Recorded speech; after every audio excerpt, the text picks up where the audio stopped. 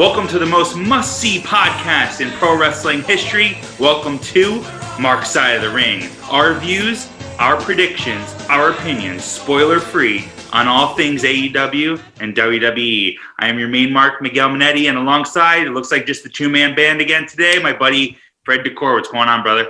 What's happening, Miguel? Glad to be here again. And it looks like we had just a one-off of our full team in effect, but here we are. No, I know. The band was temporarily back together last week. Unfortunately, Nick did have a scheduling conflict. He hopefully will be joining us next week. But we're ready to roll as a two-man show, and we are talking all things WrestleMania Backlash. So today's the day we've been anticipating. We're going to give our predictions on all the matches that are confirmed for WrestleMania Backlash. Fred, I know you're excited that the show is called WrestleMania Backlash, right? I know it's a big pet peeve of yours, right? You're not a fan of that term, right? I'm not at all. I was a huge fan of the Backlash show. I always loved Backlash from the first year they brought it. And I thought Backlash was, I don't think there's ever been a bad Backlash, except maybe the one that we went to in 2018 at Prudential Center. Oh, yeah, that was a rough one. That's right. It was right after the Saudi Royal Rumble, right? The first one, yeah. So I was, I was still glad that after all these years to go to a Backlash, because they got rid of it for like 7 years or something. But anyway, I could still say I went to one. But always been a fan of the show. So I was glad when they made it back to being after WrestleMania. Last year it wasn't. It was like 2 pay-per-views after. I understand the whole theme of Backlash is it's the backlash from WrestleMania, right? It's so I get it, but I don't like when people are saying, because that's all they do, right? WWE's smart. They plug. Well, you'd hear it. Some of the pay-per-view coming up so many times, whether it's the commentators or the wrestlers, whatever. So I don't like when they say, I want a match at WrestleMania, Backlash. It just makes me think like it makes it feel like WrestleMania light. I don't like that they're using WrestleMania twice in the year. I didn't like the greatest Royal Rumble either. I don't include that in any history of Royal Rumbles at all. I didn't like that. And this I like even less because there's WrestleMania involved. I could see maybe Backlash, the Backlash, you want to make the tagline the Backlash of WrestleMania or something like that, right? But putting it in the actual title of the show, I do not like. No. Let me ask you something. Why don't you just phone Vince McMahon right now, shoot him a tweet, tell him that Fred Decor doesn't like WrestleMania Backlash, and let's see if he responds. God damn, pal. Better yet, why don't you tweet Triple H, tag Stephanie McMahon on there, maybe right. Shane, right? And see if they acknowledge you. Acknowledge me. I was waiting for it. It worked for Mickey James, so maybe I got a shot. That's right. Mickey James can get a response, so can Freddie D. So yeah, damn right. Anyway, besides Fred's rant on WrestleMania Backlash, we're ready to roll with our predictions for all 6 matches that are confirmed. So we're going to kind of jump right on into things, and we're going to kick it off and start with the Damian Priest versus The Miz match. And that was just made this past Monday officially on Raw. And Damian Priest beat Johnny Drip Drip, as he's known today, John Morrison, for the right to name the stipulation of the match. And he chose a lumberjack match. So, Fred, we actually talked about, or I think you may have talked about it more, because unfortunately I wasn't able to join the show right after WrestleMania. We actually had a nice, cool conversation with Damian Priest right after that Sunday night of WrestleMania, after the show at the hotel there. So, Damian Priest, real cool guy. We got to know he's a guy that knows some Jersey spots we won't go into. Knows some Jersey spots. I think he worked at some Jersey spots. Worked at some Jersey spots, did some bouncing for some places. So, some gentlemen's clubs, we'll call it. So the shoe show, as Conrad Thompson. That's right. So I'm happy for him, man. He's getting a nice push lately. Yeah. I'll let you go first with your predictions, but what are your thoughts on the match, and ultimately, who do you have taking the W on this one?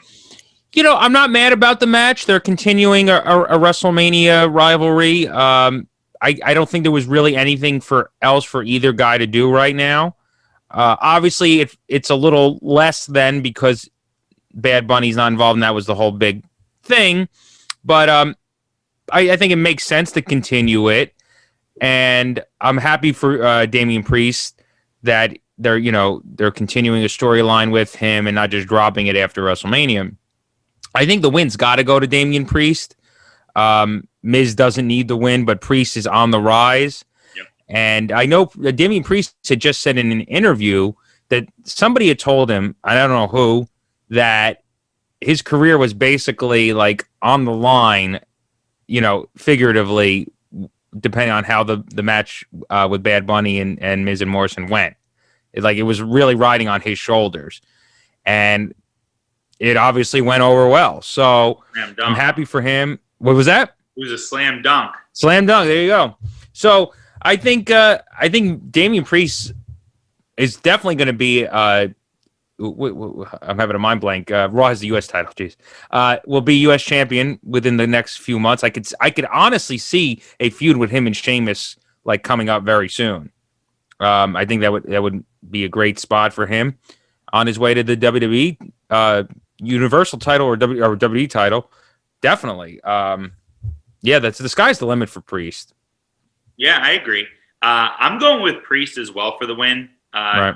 Almost the same reasons as you. I think he needs it more than The Miz. I think The Miz has gotten to a place in his career where he could never win again, and he still would be as relevant as he is today. Yeah. Miz documentary, if anyone hasn't seen it, is tremendous. Totally recommend you going back and watching that 100%. Network. But it was really in that documentary where I started to think The Miz really had two runs to the top, right?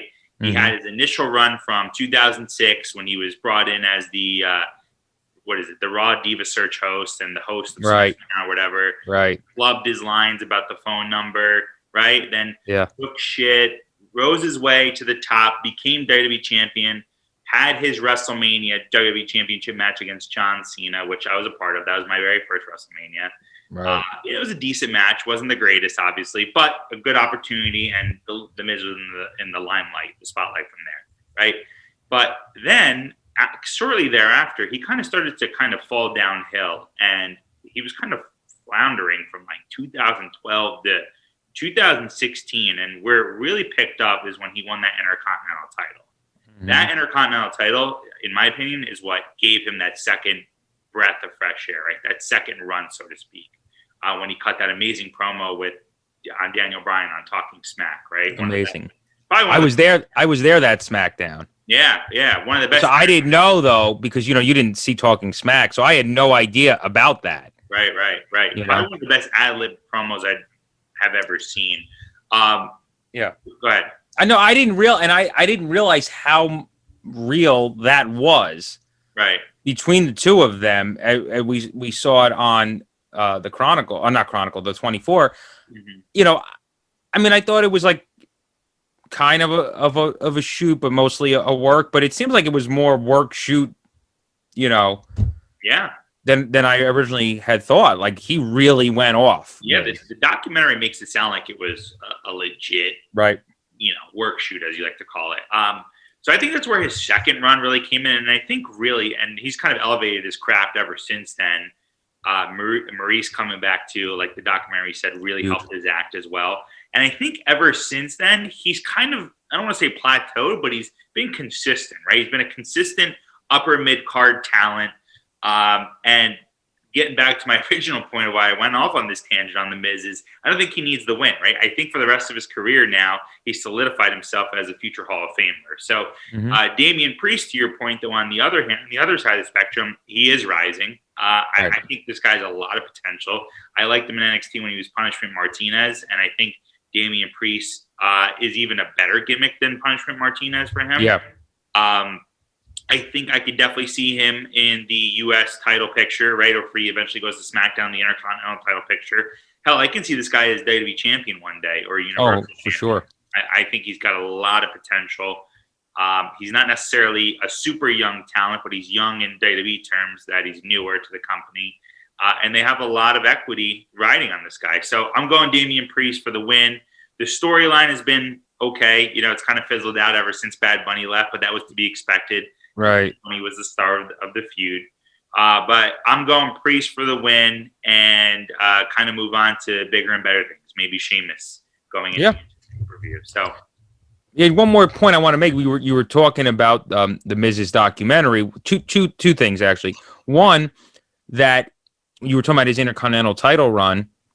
I don't think besides maybe now with Big E and Apollo and the stuff they had been doing, was the Intercontinental title as important or as big as it was during that time. I remember the title versus a career match with Ziggler. I don't know if you remember. I think it was No Mercy that fall in 2016. And there was rumors at the time that Ziggler was going to quit. You know, he wasn't going to resign. So I remember that match being like a real nail biter. Like, and it felt very important. That whole rivalry. Well, you know, Miz brought the Spirit Squad back. It was a great rivalry. That Intercontinental title was hot at the time. Yep. On SmackDown. And then, you know, Roman had it when Miz went to Raw. Roman then won it. And so for Roman Reigns to win the Intercontinental title, that shows where that title had gotten to, you know, back in 2018. And I think, like I said, until now, it hadn't been that hot, you know. The other point I want to make you in regards to the Miz documentary, Damian Priest himself has a great documentary out right now, a chronicle on him that basically chronicles him from the Rumble till like a couple weeks after WrestleMania. Okay. It's really, really well done. You see the passion and the life change he made, really turned his life around and got into great shape and, you know, eventually obviously got signed by WWE. It's another great documentary.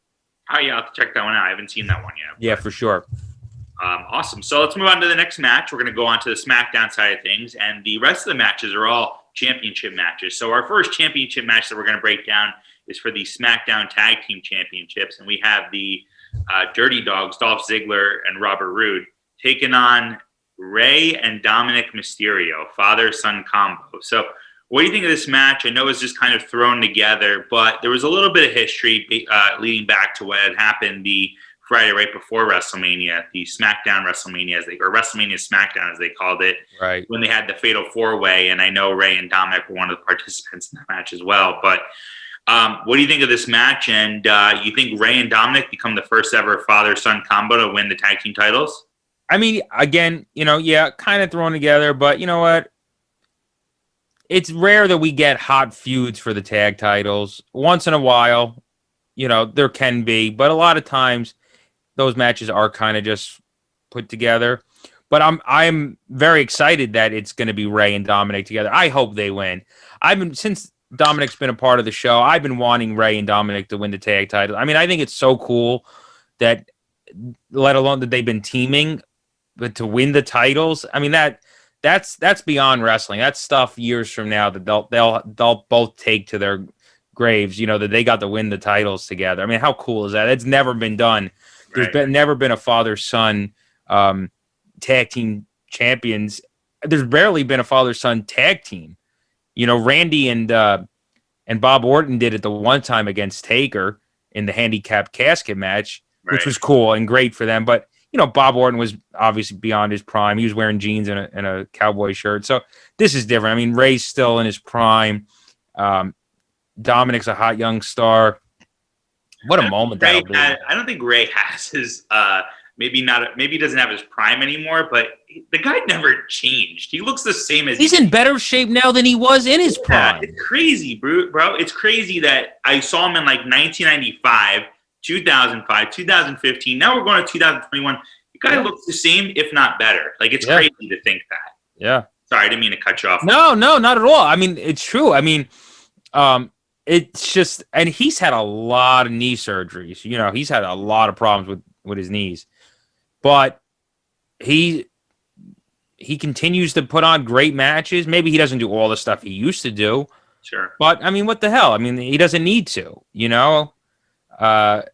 So I think, you know, Ray's still good. It's not like Ray's going out there and being like, oh, Ray's not what he was. Ray's still, my God, you wouldn't even know, you know? Yeah. So let me ask you a question. So who needs this victory? So your official pick is the Mysterios. Correct? Yeah, so I'm going to go with the Mysterios. I mean, in my heart, I want them to, but I think storyline-wise, I think it would be cool for them. I mean, the Dirty Dogs, I like both of them. Rude and Ziggler, both big fans of both of them. But, you know, they've had the titles. They haven't really done much with them. I think it gives a little bit of a refresh to the tag division. So from a career standpoint, who needs this win more? Do you think the Dirty Dogs need it more? Or do you think this can help elevate Dominic? Obviously, Ray doesn't need the win, right? But Do you think they're going to go? Because in my opinion, I'm thinking up until this exact second who to pick right now, but I'm looking at it from two different perspectives. I think Dolph and Robert Roode need the win, right? Like you just said, they haven't.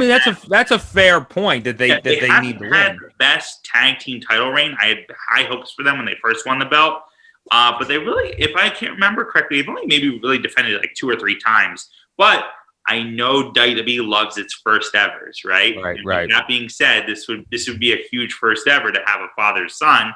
So my WWE experience knowledge tells me to go with Rey and Dominic, which is who I guess I'm picking. But do you think that the Dirty Dogs need this win more than Dominic and Rey do?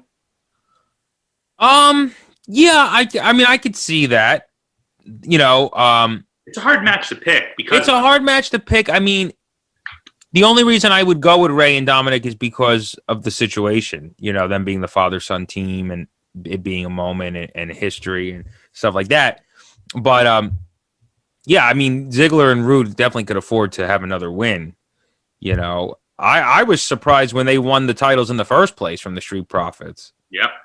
I didn't think that they would win them. I was happy for them. I love the Street Profits also, but for their careers, I was happy that Ziggler and Roode won it. It wasn't too long ago that they won, right?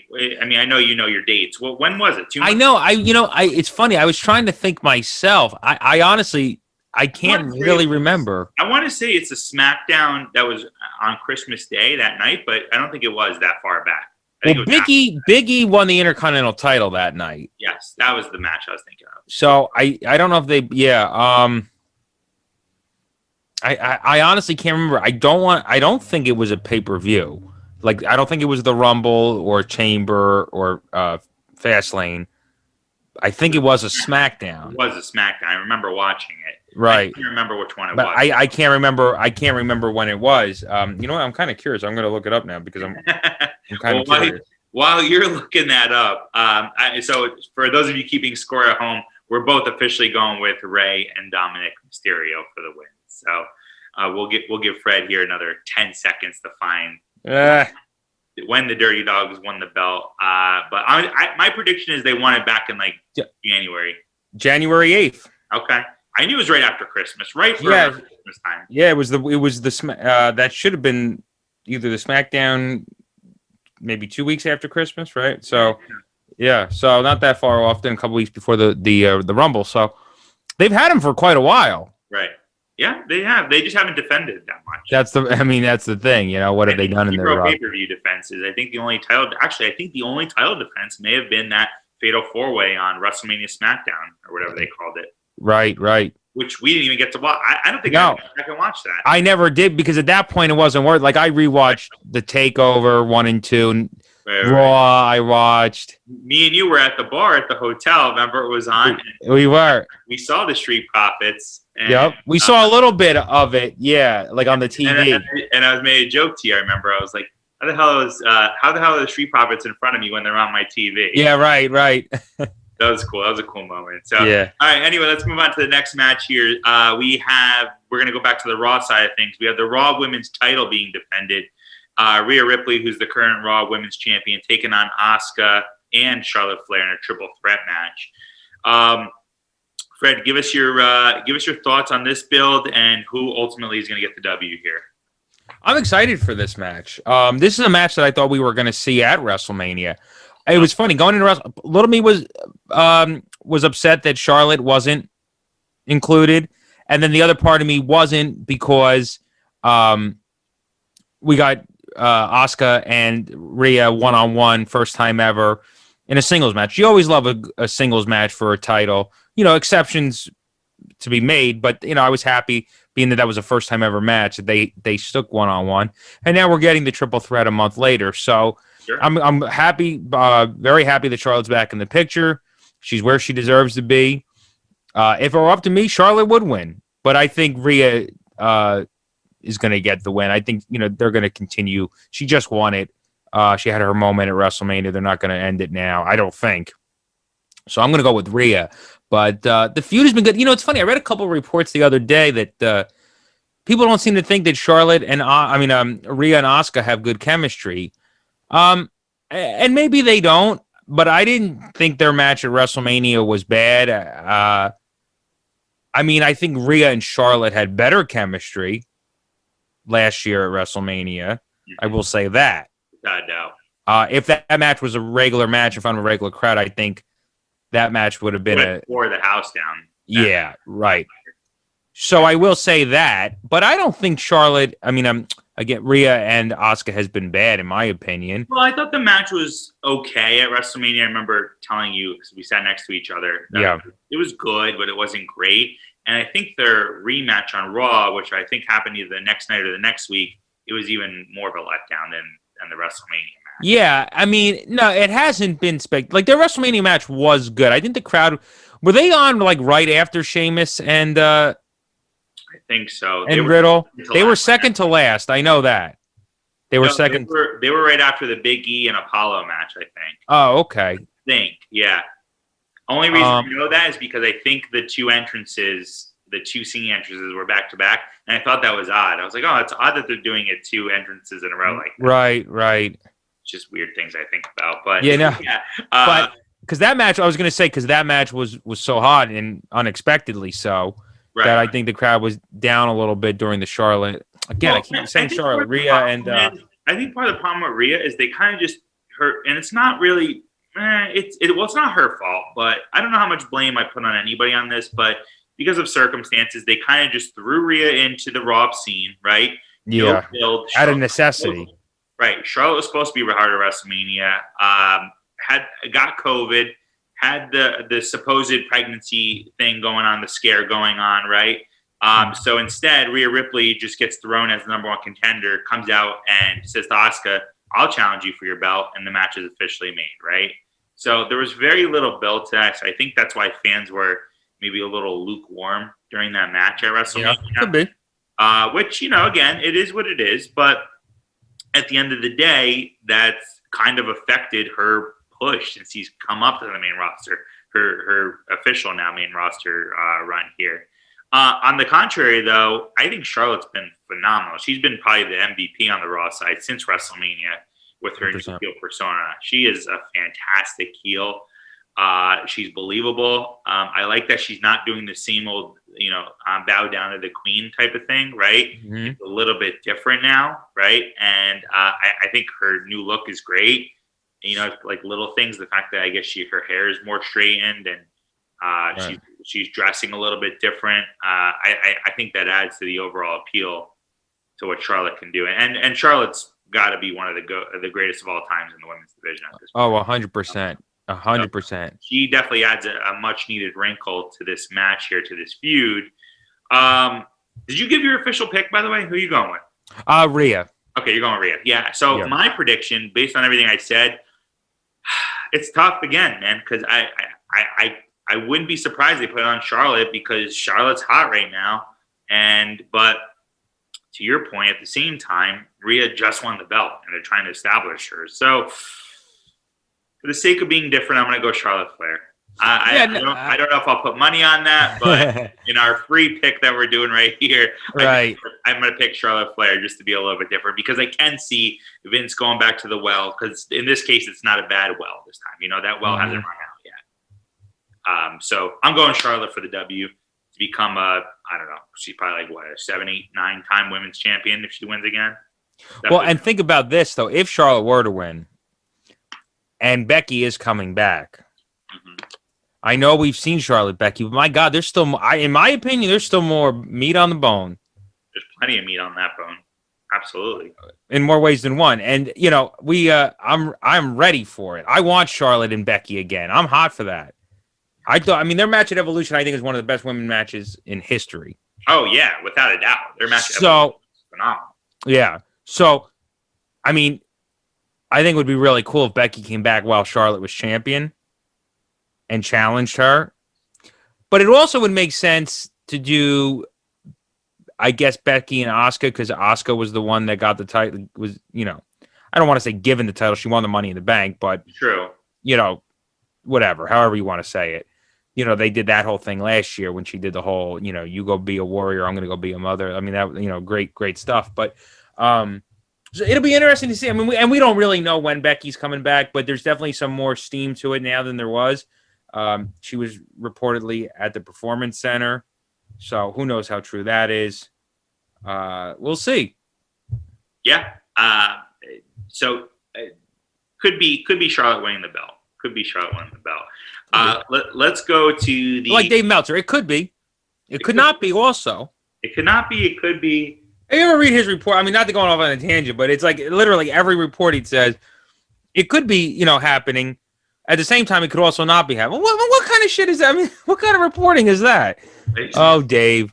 Dave's made a lot of money in the dirt sheets for shit like that over Jesus. Let's go on to the other side of the women's division on SmackDown. This is a match I'm definitely looking forward to. We got the SmackDown Women's Champion Bianca Belair defending against Bayley. This is going to be a barn burner of a match. Fred, who do you got? What do you think of the feud? I got Bianca Belair all the way. I'm a fan of the feud. I'm glad Bayley's back in the picture. I think I kind of like the idea that they're not continuing Sasha and Bianca. Don't get me wrong, that's not done. That's far from done. There's definitely going to be rematches, but it's very rare for WWE to at least with regular full time talent, not like part time or right, to like not continue like right away. Right. So I like this little break. Sasha hasn't been on TV. That's rare. Again, I like it. And I like Bayley being put in there. She deserves it. I mean, Bianca's winning. I think Bianca's going to hold the title for quite a while, and she should. She's a star. 100%. Everything you said, spot on. I'm going Bianca all the way. Bianca is a mega star. I can't say enough good things about her. I thought she was a star before WrestleMania, but man, the TV, when I went back and watched that match on television, which was phenomenal, just as phenomenal, the crowd, the noise on the TV from the crowd didn't do justice of the roar we heard. Right. When he beat Sasha for the SmackDown Women's Yeah. Title. Phenomenal way to end the first night of WrestleMania. Oh, it was what a moment. That was a WrestleMania moment. Yeah. Yeah, that's the thing sometimes with these stadium shows, like the guys or girls in the ring, they don't hear all the sound because it goes up, right? And on TV, you hear it more on TV than you do live as far as being in the ring, right? Like the guys in the ring, you could hear it on TV better than they. But like as far as us, like where we're sitting in the stadium, our section, our area was going nuts. Oh yeah, 100%. So we hear that really good, and sometimes it doesn't come across on TV in an open air stadium like that. But yeah, I mean that was real. I mean when Bianca was crying before the match started, I mean that was real. That was I think to me, besides the triple threat main event on Sunday, that was the second best match of the night or of the weekend, I should say. 110% agree. Mm-hmm. And Bianca, not again, real quick. From the moment I saw her, she was in the Mae Young Classic. I don't know if it was 17 or 18, the first one or the second one. I want to say it was the first one. And I didn't know this girl at all. I had no idea. And I'm like, who the hell is this? What she's brand new. She looks like she's been doing this for years. She's a star. I mean, really, I did. And not that long later, here we are. So I'm very happy for her. Yeah, me too. Their entrances at WrestleMania, the pre-match, her showing her emotion, taking it all in, to her, and this is a sound we all heard when she hit that hair on Sasha's stomach. You heard that crack all over Raymond James Stadium. That thud. It was horrifying. To hear that, and we just said open air stadium and the sound and all that. To hear that at that, that was the loudest whip I've ever heard. I mean, it sounded like we were like hearing it in surround sound on TV. Like it was like like we were literally right there, and we just insane. And to her getting the victory, her parents, I think it was her father jumping up and down. Yeah. One of them almost ran over the barricade. Yeah, like that was just such a cool moment. Yeah, Bianca, megastar. I could go on all day about this. She's 110% beating Bayley. Right. And I think her and Bayley are gonna have a great match. Yeah, they're gonna have a great match. Bayley was phenomenal at WrestleMania. Her character persona right now is tremendous too. Very entertaining. Obviously a hell of a wrestler. She doesn't have to prove herself anymore at this point. But to what you said earlier, I think Bianca's holding on to that belt for a long, long time. There's a lot of meat on that bone between her and Sasha still. They could have 3, 4, 5 more classic matches, if anything. Plus all of the other women's talent that she has yet to face as a SmackDown Women's Champion. So give me Bianca. Put the farm on this match. All right, let's move on over. We're going to go now to our 2 main event matches. We're going to go back to the Raw side and start there. Our second of 2 triple threat matches. We have the WWE Champion, Bobby Lashley, defending the WWE Championship against Drew McIntyre and Braun Strowman. Triple threat rules apply here. So, Fred, you first, my friend. What do you think of the build-up for it, and who gets the W here? The build-up hasn't been bad. I'm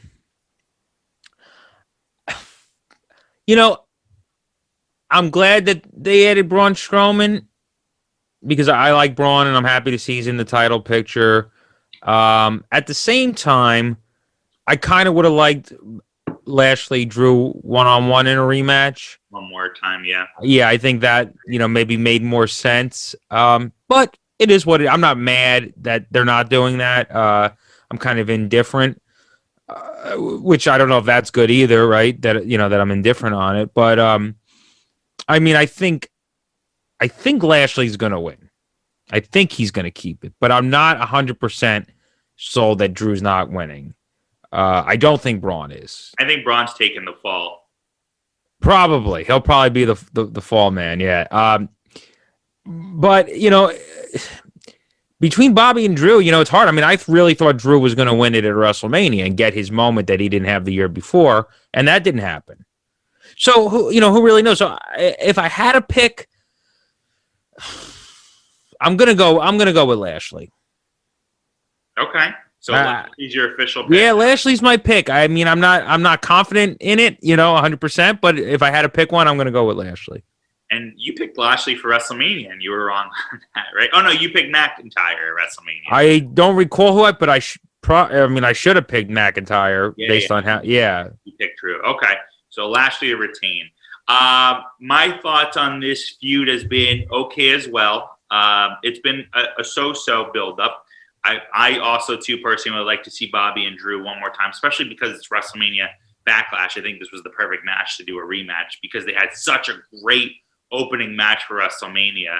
I really thoroughly enjoyed that match. But adding Braun to the mix hasn't necessarily been bad as well. No. He's looked dominant, especially after last week on Raw where he gave everyone the running power slam.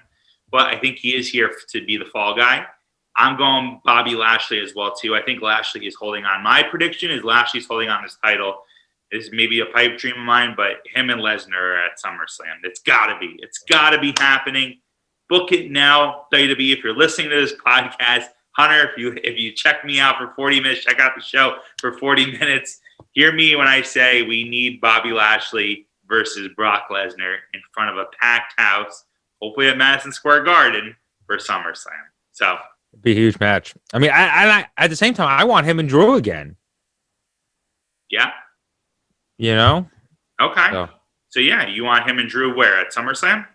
It doesn't. I just want to see them have another match in front of a crowd. Lesnar and McIntyre. Right. Okay. I'm sorry. I thought you meant Bobby and Drew. I was like, when?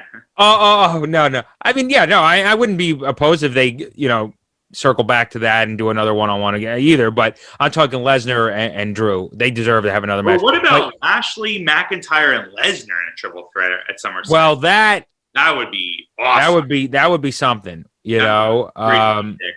I don't think Bobby and Lesnar have ever touched in any capacity of any match ever. Never. Okay. Not once. This has got to happen. I was thinking about it. I was like, were they even in a tag match against each other? No. Because Lesnar left before Lashley was there. Yeah, that's right. And then Lesnar, he's been there since Bobby's been back. But no, they haven't had any, not a face down, not a backstage segment, not a nothing. Okay. So Lashley to retain for both of us. Right. Let's move on to the final match, which I think it seems like it's going to be the most predictable, but it has been an awesome feud. And I'm talking about the Universal Championship match between the Universal Champion Roman Reigns taking on Cesaro. And what's the really big appeal about this match is this is Cesaro's first ever title opportunity, and one-on-one title opportunity. One-on-one, right? But And yeah, I mean, I think they've done a really nice job of making Cesaro look hella strong since WrestleMania, right? He had that awesome win against Seth Rollins. To do the whole story now with Daniel Bryan vouching for Cesaro from Roman Reigns, then on SmackDown having the match instead with Daniel Bryan, right? To pull one over their sleeve to say, hey, I want you, Daniel Bryan, in a match. You get a rematch. Beats Daniel Bryan. Daniel Bryan puts his SmackDown career on the line. Banished from SmackDown now just to kind of transition to Cesaro. And then last week you had the wrinkle of Jimmy Uso returning now as well too, which has been awesome. An awesome story. SmackDown, I know I've talked about this 100 times. SmackDown, clearly my favorite show of the week. 100%. Big fan. Wish it wasn't on Friday night. I know. Unfortunately, I don't always get to watch it live. But Fred, give me your thoughts here. I'm sure you're going Roman Reigns, but maybe talk about what you think of this feud so far, building up to this match. Yeah, I mean, to start it right off, I'm going with Roman, but I'm very happy for Cesaro. Obviously, beyond well-deserved, beyond well-earned. It is interesting to see what they do with Seth Rollins. I loved the altercation with him and Roman backstage at SmackDown. I'm curious to see where that goes because Seth doesn't have a match. Do I think he gets involved in the main event? I do. I think we're going to see a Seth appearance during that. Well, obviously, you're going to see Usos. And this turns into a DQ finish. Like, would they? I mean, they haven't done that for WWE in a while, which is good. You want clean finishes on pay-per-views, but if there was a match where this could happen, because you don't want to halt Cesaro's push too much, I could see Seth Rollins coming, costing Cesaro. Cesaro wins by DQ, and I could see that. And especially with no fans there, I could see that. Sorry, keep going. Roman gets the cheap win. I can see it happening, right? And Cesaro doesn't lose. Maybe you add another wrinkle to it where on SmackDown the following Friday, Roman gets some repercussions for having a DQ finish from Adam Pearce or Sonya Deville and ends up getting pissed off at Seth Rollins instead because Seth Rollins meddled into his affairs, right? Right. Yeah, I mean, wrinkles to it. There's some rumbling. We may see a Roman Seth feud with Seth as the baby and Roman obviously as the heel. And that would be interesting because we haven't seen that. We've barely seen Roman and Seth. They had like one match at like a Money in the Bank for the title like a couple of years ago when Seth returned at Extreme Rules. And the next month they had a match. But they haven't really had, believe it or not, as odd as that is, many matches. That may have been their only one, at least on pay-per-view. So Roman and Seth would be a great feud. I'd be very interested in that. But again, back to the match, I think it's really cool that they put Cesaro in there. I was unsure when they first kind of teased it. They teased it to SmackDown after WrestleMania, and I thought, oh, that's interesting. But then I'm like, well, I don't see Seth and Cesaro not continuing. I thought they were going to have a rematch at Backlash. Right. But they had a match on SmackDown, a rematch this past week on the Throwback. And so, I mean, listen, if Cesaro won the title, that'd be ridiculous. I'd be happy, but if Edge didn't win it 10 years to the day of relinquishing it, which I still can't believe didn't happen. I told you it wasn't going to happen. I know, and I don't know whether I agree with it or not, but I mean, you called me an idiot for that. No, I'm just kidding. I probably did. No, you did. In my head, I did. I'm like, there's no way Edge isn't winning. Come on. But he didn't. So, it's obviously a sign that Roman is not losing anytime soon. We've discussed this many times about Roman not losing. Now, I believe that after WrestleMania, I believe that more than ever. It'll take a lot for me to now think that Roman's going to possibly lose. I'm putting the farm on Roman Reigns. Every match, every pay-per-view, at least for him holding on to the belt. That belt ain't coming off him unless his cousin The Rock takes it from him, or they build up a superstar credible enough, or get John Cena or Brock Lesnar. It has to be somebody worth taking that belt off of him. Right. I think more than anything, right? And I know there's people out there that are detractors of WWE. I sometimes even am myself. I know you are, Fred, maybe a little bit less than me, but I think the one thing that WWE has done spot on, and Paul Heyman said this recently multiple times, Roman Reigns is an absolute mega star for the company. They have done this push right since August when he returned at SummerSlam. Yeah. The match that was most in jeopardy, like you had just mentioned, was the WrestleMania Triple Threat with Edge and Daniel Bryan. Edge 10 years to the day. Didn't win the belt. Daniel Bryan didn't win the belt. I don't think this belt's coming off Roman Reigns. You have to convince me that there's a man capable enough of taking that championship off of Roman Reigns. Until I see billing of him versus John Cena, him versus Brock Lesnar, him versus The Rock, I'm not questioning it. I don't even know if there's anybody besides those three. I'm just trying to think off the top of my head here. I can't think of one superstar that's credible enough right now that's going to take that belt off of him. The only superstar that I could see, and how cool would this be, actually? What if Bray Wyatt, who we haven't seen, eventually comes back, goes to SmackDown, and challenges Roman? Because don't forget, Roman beat The Fiend for the title. The Fiend won it at SummerSlam from Braun Strowman, held it for a week, and then Roman won it at Payback, right? Yeah, could happen. Never got another rematch. Never got a rematch.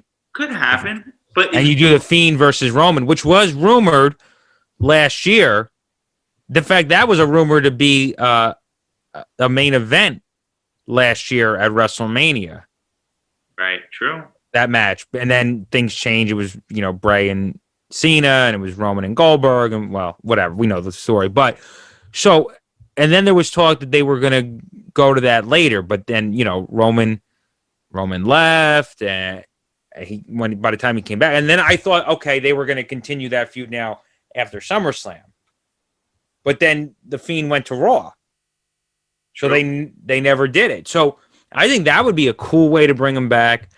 I mean, I don't know how many times we can, but if there's still life there. For The Fiend? Yeah, I mean, and you do The Fiend versus Roman, I mean, that'd be something, that would be a credible threat to Roman. All right, I can get with it. I'd have to see the story, only because I'm not sure that they'd want to put Roman in with all the hocus pocus of The Fiend, but not to say it couldn't happen. Right. If Orton did it. What happened? If Orton did it. That's true. Good point. Good point. Never say never. It could sell me. That match. But I don't think they would take as many liberties with Roman as they did with Randy. Right. I will say that. I don't think we're going to see Roman bleeding from the mouth on the Wii, and talking, in a different voice. We're not going to see that kind of. I don't think. WWE Creative needs to continue to book Roman as strong as they have. And it's a very close knit group. Apparently, it's like literally like Vince, Paul, Bruce, and Roman. That's exactly who it should be. And that's it. And that's how it should be. That's how it should be. You give your top talent that type of treatment. You make sure he's protected. And you make sure that you put good content, good story out there, and you let it develop over the months and the years. So I'm excited for Roman's continued push. My official pick, like I said, Roman. I'll bet the farm. I said that about Bianca, but I'll take the farm back and actually bet it on Roman. Roman to keep it. And I think he's going to get the W too. I'm excited for the match. Even though I know the outcome most likely, I'm still excited for the match. Yeah, I think this pay-per-view, albeit a little bit predictable, should be a good card, overall. Right. It's kind of funny. It's called WrestleMania Backlash, and there's literally not one rematch from WrestleMania on the show. Not one. Well, the inner workings of WWE's mind and talent there. So, guys, this has been a fun episode. Fred, has been a lot of fun going over our predictions. For those of you at home listening to our show, make sure you keep tallies. Send us some feedback, some comments as we watch the show on Sunday. Of course, the show streams live on Peacock Network. Sunday, WrestleMania Backlash. I think kickoff is at 7 p.m. As always, you can catch all of our shows, TruExactRadio.com. You can catch us also on all the TruExact podcast banner and umbrellas that we have, YouTube, Spotify, iTunes, anywhere you get your podcast. Buy some merch. You can find some of our merchandise, TruExactRadio.com. Not only can you find the Mark Side of the Ring stuff, but you can find our friends at Sharp Bets and Fantasy Sets, the True Exact Show, and Random University. Some memorabilia and gear there as well. We'll be back next week. Hopefully Nick will be back from the dead. We'll resurrect his lifeless body. Fred, until next week, sir, Appreciate your time. So long. And don't forget, follow us on Tout as well. Follow us on Tout. That's right. Take care, everyone.